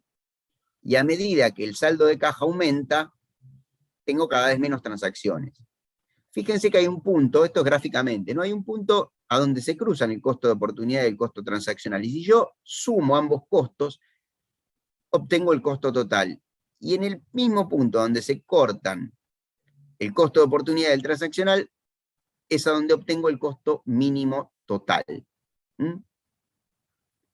Y entonces ahí es a donde yo voy a obtener en ese nivel el saldo óptimo de caja, según el modelo de Baumol. Entonces, ¿cuáles son las variables que intervienen en este modelo? El total de pagos del periodo, por ejemplo, un año, el saldo de caja, que es el que voy a tener que determinar, el óptimo, el costo de cada transacción, y la tasa de interés promedio de inversiones transitorias. Pero cuando decimos tasa de interés, ¿qué dije yo la clase pasada? Que cuando hablamos de tasa de interés tenemos que hacer referencia al tiempo. Bueno, la tasa de interés, ¿para qué tiempo? Para este periodo. Si este periodo es un año, es la tasa de interés promedio para un año de inversiones transitorias. Entonces, esto que vimos acá gráficamente, ¿cómo lo traduzco en una fórmula? Digo, el costo total es el costo de oportunidad más el costo transaccional. Perfecto, clarísimo. ¿Y cómo obtengo el costo de oportunidad? Y el costo de oportunidad, como dije antes, agarro el saldo promedio de caja, o sea, S sobre 2, y lo multiplico por la tasa de interés promedio de las inversiones transitorias. Fíjense, si mi saldo de caja es de 500.000, siguiendo el ejemplo, ¿no? Yo durante el año tengo que pagar 1 millón. Si voy el primer día y saco 500.000, en 6 meses se me consume. Y vuelvo a sacar 500.000 y en 6 meses se me consume. En realidad, ¿cuánto tuve inmovilizado? Tuve inmovilizado a lo largo de todo el año un promedio de 250.000 pesos, o sea, 500.000 dividido 2, y entonces ese 500.000 dividido 2, o esos 250.000, los multiplico por la tasa promedio de las inversiones transitorias. ¿Para qué? Para un año, porque en realidad lo estuve inmovilizado. Y ustedes me van a decir, no, Ale, en realidad vos tuviste inmovilizado 500.000, pero a los 3 días tenías 475.000 y al día, qué sé yo, no sé, 170 y pico, en realidad tenías 40 pesos inmovilizados. Claro, en promedio, Si el primer día tengo 500 y el último tengo 0, en promedio tengo 250 inmovilizados. Por eso, esta fórmula para el costo de oportunidad. Para el costo transaccional, si yo logro determinar o aproximarme al costo de una transacción y yo el total de pagos lo divido por el saldo de caja, lo que obtengo acá es el número de transacciones. Si el total de pagos es 1.000.000 y el saldo de caja es 500.000, las transacciones son 2. Le asigno un costo a cada transacción y lo multiplico por 2 transacciones, tengo el costo transaccional. Cuanto más chico es el saldo de caja, más transacciones voy a tener y por lo tanto va a aumentar el costo transaccional. Entonces, si el costo total sería el costo de oportunidad más el costo transaccional. Pero yo les digo, chicos, yo sé que este costo total se hace mínimo cuando yo igualo el costo de oportunidad, en vez de ponerle más, lo igualo con el transaccional. ¿Qué es lo que hice acá? El saldo óptimo lo voy a obtener cuando yo iguale el costo de oportunidad con el costo transaccional. Entonces, ¿qué hago? Digo, bueno, los igualo y mi incógnita pasa a ser la S, que es el saldo de caja. ¿Qué hago? Multiplico, hago pasaje de términos. 2 por T, que es lo que ven acá, y que está multiplicando. Pasa dividiendo, S por S, me queda S al cuadrado es igual a 2 por T sobre I, y ¿cómo hago para sacarle la potencia a la S? Hago raíz cuadrada de 2 por T sobre I, o lo que es lo mismo que raíz cuadrada, elevo a la 1 sobre 2. Entonces, de esta manera puedo despejar el saldo óptimo de caja. ¿Lo vemos con un ejemplo? Fíjense. Total de pagos, por ejemplo, 6 millones de pesos al año. Costo transaccional, 100 pesos por cada transacción. Tasa de interés, 1% anual. Despejo el saldo, ¿cómo hago? 2 por T sobre I, elevado a la 1 sobre 2, y me da que el saldo es 346.410. Y ahora sí me voy a la fórmula de costo total, y fíjense, si yo reemplazo la S, o sea, el saldo de caja por 346.410, ¿qué me da? Que el costo de oportunidad es 1.732 y el transaccional 1.732. O casualidad son iguales. Y el costo total, 3.464. Fíjense, gráficamente, acá lo tienen. Costo transaccional y de oportunidad, 1.732. Y 3.464, el total. Fíjense, arranco el año con 346.410. ¿Cuántas operaciones hago en el año? Y acá lo tengo, chicos. Tengo que hacer 6 millones dividido 346.410, que es la caja. Eso me da 17,31 veces. ¿Qué tengo que hacer? 17,31 transacciones. Si yo agarro los 365 días del año y los divido por 17,31, me da 21 días. ¿Qué quiere decir? Que los 346.410 se me consumen en 21 días. Al día 21 repongo. Se me consumen, repongo. ¿Así cuántas veces en el año? 17,31 veces. Limitación de la herramienta. Si hay pagos, es decir, esta herramienta sirve para los pagos, para los gastos que se distribuyen de manera pareja a lo largo del periodo. ¿Qué sé yo? Pueden ser gastos, vieron que hay gastos que se mantienen, que son los gastos de comercialización, o los gastos de administración, o ciertos gastos operativos se mantienen relativamente constantes a lo largo de todo el año. Sirve para eso. Porque ¿qué pasa? Si yo tengo dentro de estos 6 millones un pago que supera los 346.410, no lo voy a poder pagar con esa caja. ¿Eso me invalida la herramienta? No, para nada. ¿Qué tendré que hacer? Hago un presupuesto financiero, hago un análisis de todos los pagos que tengo que hacer, detecto aquellos que son extraordinarios, los elimino. Cuando hago el presupuesto, digo, bueno, el día que llegue la hora de hacer este pago, veré de dónde saco los recursos o cómo tengo los recursos para afrontar este pago, y para todos los otros utilizo esta herramienta. ¿Ok? O sea, es una limitación, pero la puedo superar tranquilamente. Bueno, acá les dejamos un ejemplo hecho con un Excel, por si ustedes lo quieren probar. Distintos niveles de saldo de caja, número de transacciones, acá le asignamos un costo transaccional y un costo de oportunidad, y un costo total. Hicimos este Excel y con la herramienta de gráficos, fíjense cómo sale el mismo gráfico que habíamos visto antes. A simple vista, yo por lo que veo, el costo mínimo está acá, más o menos en 30, en un saldo de caja de 30, y fíjense, voy al costo total. Cuando la caja es de 10, tengo 10 transacciones. Fíjense que acá que tomamos un ejemplo de un total de pagos de 100 pesos en el periodo, ¿no? Yo puedo hacer 10 transacciones y el saldo de caja ser 10. 10 por 10 es 100, ¿no? O una sola transacción de 100.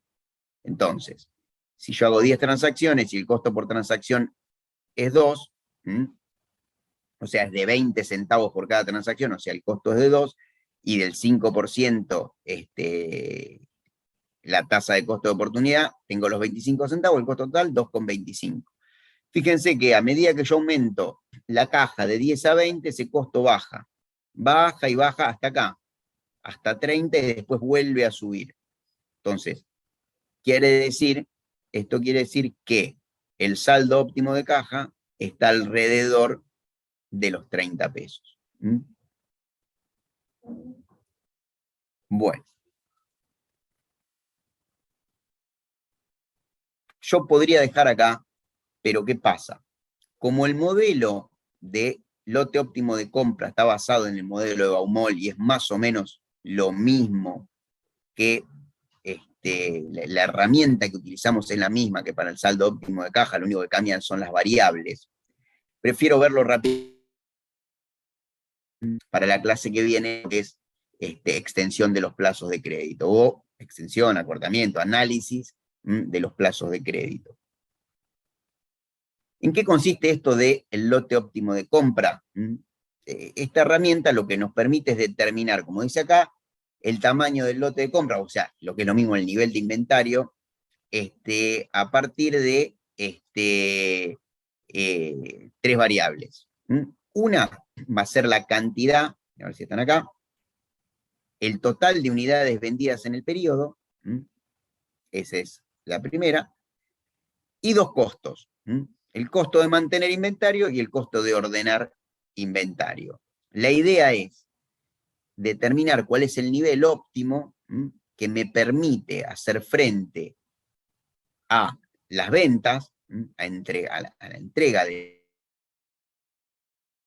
y a su vez minimizar el costo total de inventario, que está dado por el costo de mantener y por el costo de ordenar. ¿Qué es el costo de mantener inventario? Creo que ya lo debo haber hecho como 4 veces en la clase que hoy. Tiene que ver con todo lo que implica mantener o poseer stock. Según de iluminación, refrigeración, etcétera, etcétera, etcétera. ¿Qué son los costos de ordenar? Bueno, estos son costos de naturaleza administrativa, eran como en el saldo óptimo de caja, ese costo transaccional. Bueno, acá uno puede hacer una orden de compra por año y listo, lleno mi inventario con la mercadería para todas las ventas del año y listo. O me puedo acercar al just in time. Ahora, ¿qué pasa? Y ustedes se darán cuenta que para acercarse al just in time, más allá de que necesitas el contexto y necesitas estabilidad interna y externa, ¿no? Pero aparte necesitas mucho trabajo de administración, de coordinación, porque tenés que emitir órdenes de pedido constantemente y con mucha precisión. Entonces, eso requiere un alto costo de ordenar, es un costo de naturaleza administrativa. Es más, hasta puede requerir un software que automáticamente en determinado momento emita la orden, automáticamente la orden de pedido, y todo eso tiene un costo. Entonces, ¿qué pasa? Este lote óptimo de compra, que es el que me permite afrontar las ventas del periodo, tiene asociado dos costos, el costo de ordenar y el costo de mantener. ¿Y qué comportamiento tienen estos costos? Y lo vemos acá gráficamente. Obviamente, si yo no tengo ninguna mercadería en stock, fíjense que acá tenemos en el eje de las ordenadas el costo, en las abscisas el tamaño del lote o el nivel de inventario. Si yo no tengo mercadería, no tengo costo de mantener. A medida que aumenta el inventario, aumenta el costo de mantener. Pero el costo de ordenar, en realidad es más chico cuando tengo un lote muy grande, o sea, hago menos órdenes de compra, pero a medida que me acerco al just in time, o sea, que pido cada vez menos cantidad, hago más órdenes de pedido, y entonces el costo de ordenar total aumenta. El costo total se hace mínimo en la intersección, y por lo tanto, ese costo total que surge de la suma del costo de mantener y del costo de ordenar, se hace mínimo cuando estos dos costos son iguales. ¿Cómo determino el costo de mantener? ¿Qué es el costo de mantener? Y acá otra vez, me detengo un segundito en esto. Es el costo de mantener, la M minúscula, que es el costo de mantener una unidad en stock durante cuánto. Esto no lo dice a veces la bibliografía, te dice el costo de mantener una unidad, sí, pero ¿cuánto tiempo? ¿Un mes o un año? Porque no es lo mismo mantener, es lo mismo de mantener a tu hijo, no es lo mismo mantenerlo un mes que mantenerlo un año, o 18 años o mantenerlo 40 años, muy distinto. Entonces, el costo de mantener una unidad en stock por el periodo. ¿Qué periodo? El que está dado por la cantidad de unidades vendidas en el periodo. Entonces, para simplificar, imaginemos un año. Entonces, ¿cómo calculo el costo total de mantener? Ese costo de mantener una unidad por la cantidad promedio de unidades. ¿Y cómo es la cantidad promedio de unidades? Q sobre 2. ¿Qué es Q? Es el lote de compra o el nivel de inventario. Entonces, esto es igual a la explicación de S en el saldo de caja. Si yo, por ejemplo, qué sé yo, voy a vender 1.000.000 de unidades en el año, puedo llenar mi stock con 1.000.000 de unidades el primer día del año y las voy consumiendo. O puedo tener 500.000, se me consumen en 6 meses, vuelvo a pedir 500.000 y se me consumen en 6 meses. O pido 250.000 y las consumo en 3 meses, vuelvo a pedir 250.000 y las consumo en 3 meses, y así 4 veces en el año. En definitiva, en promedio, yo siempre tengo inmovilizadas o en stock Q sobre 2. ¿Cómo determino el costo de ordenar? Y el costo de cada orden de compra, ese costo de naturaleza administrativa que lo voy a tener que determinar por el total de pedidos que yo emito en el año. ¿Y cómo determino el total de pedidos? Y el total de unidades que vendo sobre Q. Y acá lo mismo que el modelo de Baumol, chicos.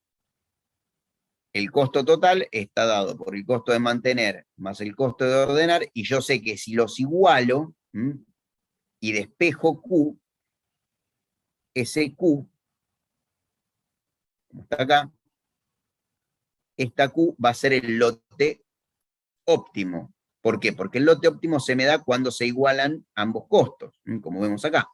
Entonces, ¿qué hago? Igualo y multiplico. Q por Q, Q al cuadrado. 2 por O por T, y la M que está multiplicando pasa dividiendo. Entonces me queda 2 por O por T sobre M a la 1/2, o lo que es lo mismo, raíz cuadrada. Vemos acá un ejemplo. Total de unidades vendidas al año, 2.000. Costo de ordenar, 100 pesos por orden. Costo de mantener, 10 pesos por unidad al año. 2 por T, 2 por O por T, sobre M, elevado a la 1/2, eso me da, en este ejemplo, 200 unidades. Ahora reemplazo reemplazo en la fórmula de costo total, reemplazo la Q por 200 unidades y obtengo el costo total de mantener y el costo total de ordenar, que obviamente son iguales, y el costo total se me hace mínimo. Y lo grafico de esta manera. Siguiendo este ejemplo, ¿cuántas veces pido en el año? Y el total de unidades vendidas dividido Q, 2000 dividido 200, eso me da 10 veces en el año, y si yo agarro los 365 días, o los 360 más o menos, y lo divido por 10, me dice que cada 36 días tengo que hacer el pedido. ¿Y cuánto pido? Y pido 200, y los consumo en 36 días. Pido 200, los consumo en 36 días. Limitación de la herramienta, el consumo tiene que ser parejo a lo largo de todo el año.